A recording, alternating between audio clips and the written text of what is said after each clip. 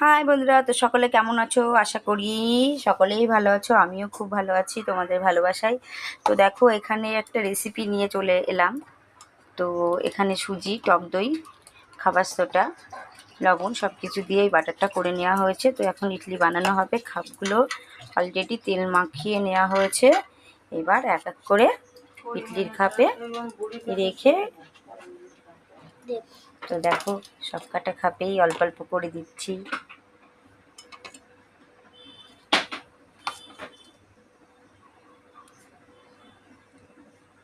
দেখো, অলরেডি আমাদের ইডলি ভাপে বসানো হয়ে গেছে। তো এখন এটাকে খুলে দেখা হবে কেমন হয়েছে। অলরেডি আমাদের ধোসা তৈরি। আও কি সুন্দর ফুলেছে! তো দেখতেই পাচ্ছি, এটা এখন খাবো। তো দেখো, আমাদের ধোসাগুলো তৈরি হয়ে গেছে। খাওয়া শুরু করে দেবো এক্ষুনি।